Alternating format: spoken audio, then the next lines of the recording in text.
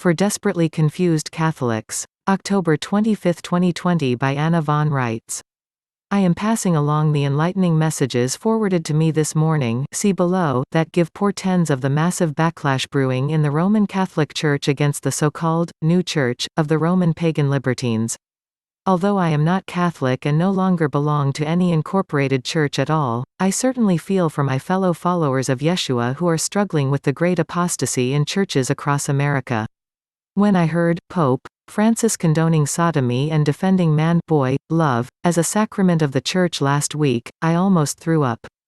Literally. I was at lunch when I heard it and it was all I could do not to heave. What church is this, I wondered.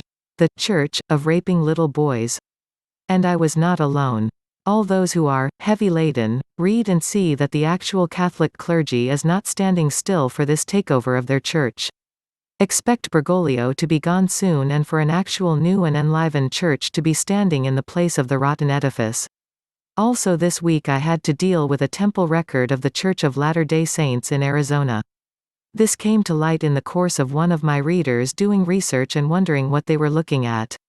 This temple record concerned the posthumous baptism of a Catholic ancestor who lived at the time of the Reformation and the subsequent issuance of both baptismal and birth certificates for this ancestor, and also concerning the endowment of a trust in their name in 1934.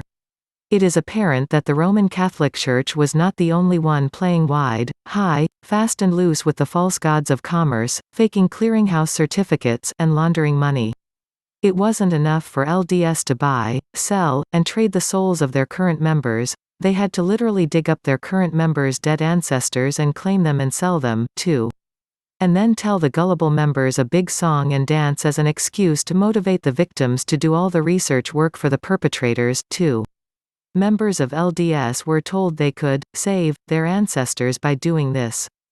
The cynics saying this didn't bother to reveal that they meant save, as in savings account, for themselves and not in the sense of salvation. We have the evidence, not only in the form of the front office records like these, but also the back office records where souls have been traded on stock exchanges. If I feel nauseous when faced with this, imagine how our Father feels? All these innocent people being lied to, suckered into undisclosed contracts, and bought and sold by these criminals, in the name of Jesus. Hear me when I say, withdraw your support from all incorporated churches, because they aren't churches any longer. They have been unlawfully converted. These institutions are rotten and cankered, like pieces of fruit that appear whole and wholesome, but are poisonous and full of worms and decay when you bite into them. Sacraments of man-boy love. Baptizing dead people to make money off them? No wonder he says he will spit them out. I feel sick to the stomach just being aware of the filthy things these various churches have done and participated in, but don't blame our Father for this.